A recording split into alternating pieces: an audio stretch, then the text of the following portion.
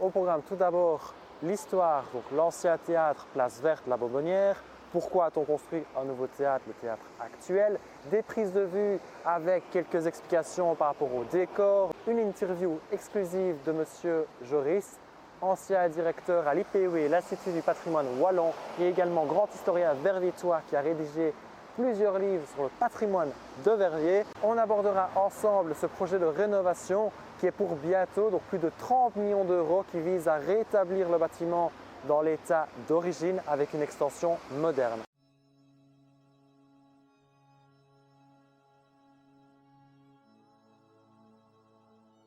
Qu'on ne s'y trompe pas, le Grand Théâtre n'est pas le premier du genre à Verviers. Avant lui, la salle d'hôtes, où on les récolait dès la fin du XVIIIe siècle, et ensuite le théâtre de la Place Verte, ont fait office de salle de spectacle. Cette évolution successive des théâtres verviétois est intimement liée au contexte économique de l'époque. Au XIXe siècle, la ville connaît un développement important de son industrie qui se reflète notamment par une augmentation significative de sa population. Cette augmentation est facilement observable. Entre 1810 et 1850, la population passe de 10 000 à 25 000 habitants, soit une augmentation de 150%. Qui dit augmentation de la population dit naturellement le besoin d'avoir des espaces plus grands. Mais ce n'est pas tout. La bourgeoisie, classe dominante à l'époque, ne souhaite pas uniquement avoir un théâtre plus grand. Il désire également avoir un bâtiment prestigieux, un bâtiment qui sera digne de la richesse et de la grandeur de la cité. En 1818, à la tête de ce projet, Auguste-Marie Vivroux édifie un bâtiment néoclassique. Le théâtre a les allures de temple gréco-romain. À l'intérieur, ses nombreuses ornementations et décors, d'or, de bleu et de blanc, forment un ensemble gracieux et coquet, d'où son nom de Bourbonnière. En 1852, des travaux d'agrandissement sont entrepris. Malheureusement, ceux-ci ont pour effet de dégrader l'acoustique de l'édifice et celui-ci très rapidement est reconnu comme vétuste. Alors germe l'idée de la construction d'un nouveau théâtre. On est à la recherche d'un nouveau terrain, donc un terrain suffisamment grand pour pouvoir établir ce nouveau théâtre. On a différentes possibilités. On envisage de le construire dans la rue du Gymnase, donc à proximité du centre, entre la rue du Brou à V, et également un projet en crapaud-rue. On choisit pour finir cet endroit, donc l'endroit dit de la Chic Shack. À l'époque, à savoir, on était en dehors de la ville. Donc la ville se trouve un peu plus bas et ici le terrain est libre de construction. On lance un concours public donc, afin de sélectionner l'architecte qui va être à la tête de ce nouveau théâtre. Il y aura 30 architectes participants, dont Charles Thirion. Donc Charles Thirion est le vainqueur de ce concours. Pour ce grand bâtiment érigé en 2 ans à peine, l'architecte verviétois choisit un style entre le néoclassique et le néo-renaissance. Charles Thirion garnit la façade de nombreux éléments d'influence classique, citons les pilastres et colonnes en style corinthien, les balustrades ou encore les guirlandes de fleurs. L'architecte verviétois est un véritable maître du détail. Ces détails, il les apporte également aux candélabres ornant la façade et les abords du théâtre. Tiens, avez-vous remarqué la lyre d'Apollon? Et maintenant, si je vous dis que les façades que vous observez derrière sont également de Charles Thirion, me croyez-vous? Après cette longue attente, n'attendons plus davantage et rentrons dans le théâtre. Ici, c'est un des endroits les plus classes, les plus importants du Grand Théâtre. C'est le hall principal avec derrière moi l'escalier d'honneur. Cet escalier, n'importe qui ne pouvait pas l'utiliser. C'était réservé à la haute bourgeoisie. Je dis bien haute bourgeoisie parce que même les bourgeois ne pouvaient pas passer ici. Il y avait des escaliers latéraux qui permettaient directement de rejoindre les différents niveaux sans croiser, sans même voir la haute bourgeoisie. C'est un endroit exclusif à l'époque. Donc, il y avait des portes donc en boiserie à l'époque et non en verre qui permettaient vraiment de clôturer, d'isoler le lieu.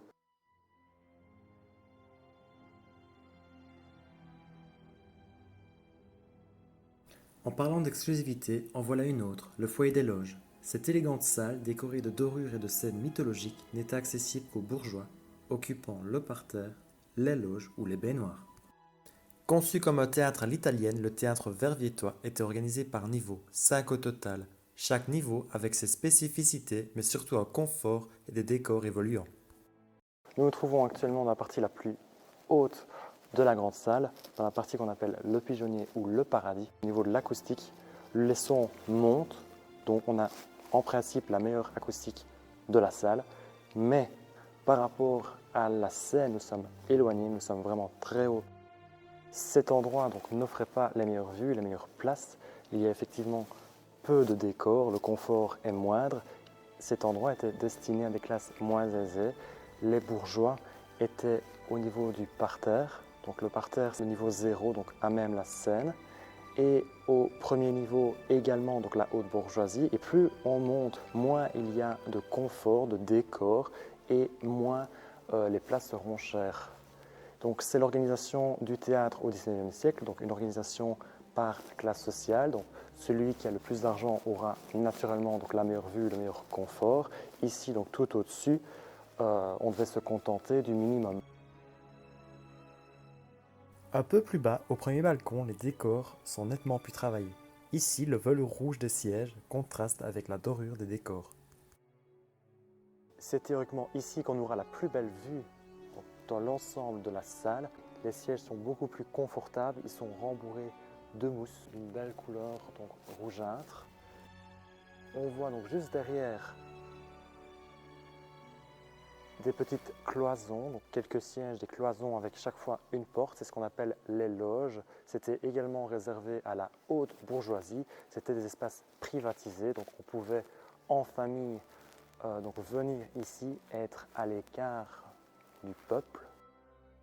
Celui qui levait les yeux découvrait le plafond et ses scènes mythologiques de l'artiste peintre Emil Bergmans. Le théâtre verviétois à l'époque, c'était donc un endroit prestigieux où l'on venait pour voir, mais surtout être vu. En grande partie fermé au public depuis 2015, le monument a aujourd'hui perdu de son éclat. Demain, le projet de rénovation lui permettra de retrouver son lustre d'antan.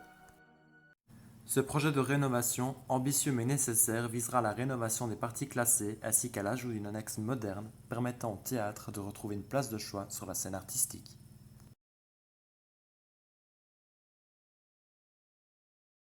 Le projet de restauration intégrale du Grand Théâtre date du début des années 2000. Et mon implication, elle a été dès le début dans le dossier, puisque la discussion avec l'échevin de Lobel, à l'époque, je lui ai dit, ça vaudrait peut-être la peine de demander d'abord qu'on classe le théâtre, qui n'était pas classé. Quitte à ce que ça tarde un peu. Bon, à l'époque, la législation, c'était 80% de subsides sur les parties classées quand c'est à vocation publique. Il a introduit la demande de classement, ça prend toujours un certain temps, on considère que ça prend un an, un classement d'un théâtre, c'est-à-dire, là c'est énorme, ben, ça prend un peu plus de temps. Une fois que le dossier était classé, alors il y avait moyen de demander la restauration. Parallèlement, la ville a demandé alors à l'autre pouvoir subsidiant possible qui est là, ce qu'on appelle Fédération Wallonie-Bruxelles aujourd'hui, la communauté française pour les plus anciens. On voudrait pouvoir moderniser l'intérieur, adapter le théâtre. On voudrait pour ça votre intervention. La communauté dit il nous faut votre projet culturel. En gros, c'est pour quoi faire. Vous nous demandez X millions. Du coup, le dossier, il doit avancer sur 2 fronts. Et c'est lourd, et c'est pour ça que c'est lent. Quand on demande à des gens des millions d'euros, les gens en question, les administrations, prennent le temps d'analyser. Il faut les garantir, il faut faire travailler les gens, il faut réfléchir à tout, etc. Et puis ce n'est que quand on est arrivé à un projet qui sur papier tient la route, qu'à ce moment-là, on engage des architectes pour le concrétiser. Au milieu des années 2010, le dossier a malheureusement eu un coup dans l'aile quand soudainement, la ville a dit oh ben non, on ne fera plus du théâtre dans le théâtre, on y fera de l'économique. Et le théâtre, on le fera au Grand Bazar, au Nouveau Bazar. Et qui fait que la communauté française a dit à ce moment-là, ben ça va, donc nous on arrête. Mais cette décision aberrante, cette option aberrante, a fait perdre 3 ans à la ville. Puis le projet a repris et a été remis sur les rails. Un autre échevin a été trouvé à la communauté française en disant « Ok, je ne suis pas responsable de ce qui s'est produit. Nous revenons évidemment avec un projet culturel dans le théâtre. » Et le dossier est reparti. Et en 2017, le projet étant prêt, donc sur papier, les grandes idées, il y a eu concours d'architecture pour désigner ce qu'on appelle les auteurs de projet. Donc les auteurs de projet, c'est le bureau d'architectes. Et donc les auteurs de projet qui ont été choisis, c'est après concours. Et l'organisation d'un concours d'architecture, quand il s'agit de montants de plusieurs dizaines de millions d'euros, ça prend aussi du temps. Les jurys travaillent extrêmement sérieusement. Les auteurs de projet sont désignés, ils se mettent au boulot. Très vite, ils disent « Mais si vous voulez faire tout ce que vous imaginez de faire, et c'est génial, ce serait bien d'ajouter un bâtiment annexe. » Comme ça s'est fait à Liège pour l'opéra, comme ça s'est fait à Lyon sur le toit. Et grâce à ça, le théâtre est fonctionnel. Et donc la proposition des architectes, qui a été immédiatement approuvée par l'échevin de l'époque, ouvrons le théâtre derrière. Et donc l'idée, on fait l'ultra-moderne derrière. En plus, derrière, c'est ça la vision que les gens ont quand ils viennent dans Verviers. Petit à petit, bien tout prend forme.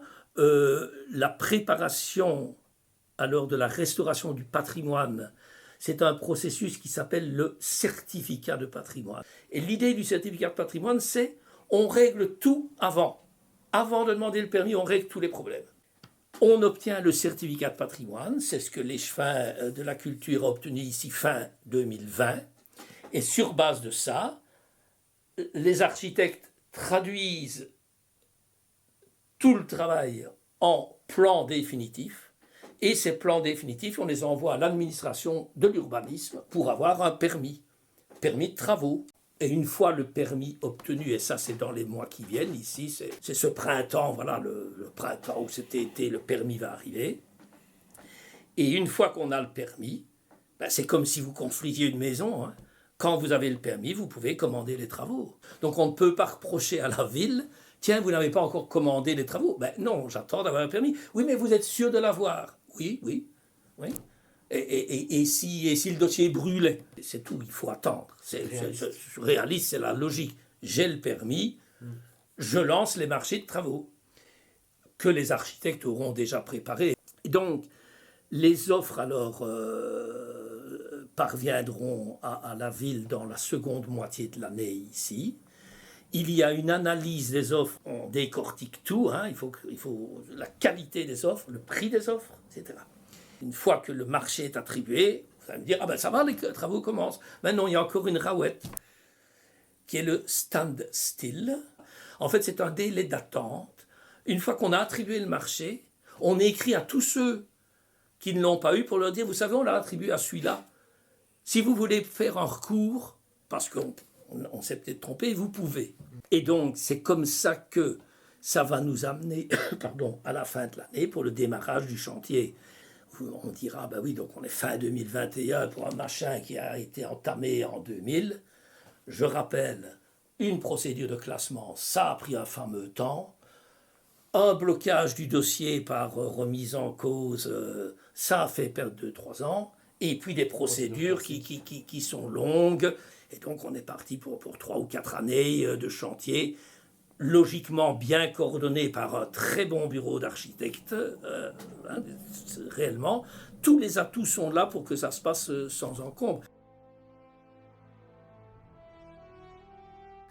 Dans un théâtre qu'on destine quand même à une utilisation multiforme, quoi. On sait bien qu'on n'y fera plus de l'opérette. Par contre, Verviers est un vrai centre musical. Mais est-ce qu'un centre musical, ça interdit de faire sur la même scène aussi du théâtre? Il va être utilisé par le centre culturel, mais aussi, je suppose, par des tas d'autres acteurs qui vont... Donc, on remet au cœur de ville un outil culturel. Il y a cette idée géniale de pouvoir faire des captations TV directement pour diffuser par Védia, qui vendrait ce qui se passe. Il faut faire revenir les frères Taloche, émission TV, voilà. Ça, c'est l'aspect projet culturel. Je crois que quand le théâtre sera restauré, tout le monde va se rendre compte que le théâtre de Verviers est du niveau du théâtre de Liège, du théâtre de Mons, du théâtre de Namur. Et je crois que quand les Verviétois vont voir le résultat, ils se diront, ben oui, ça valait la peine. Le théâtre, c'est donc une histoire, des souvenirs partagés, des artistes adorés, parfois regrettés, mais l'histoire de ce bâtiment ne s'arrête pas ici. On ne peut donc qu'être impatient de connaître la suite.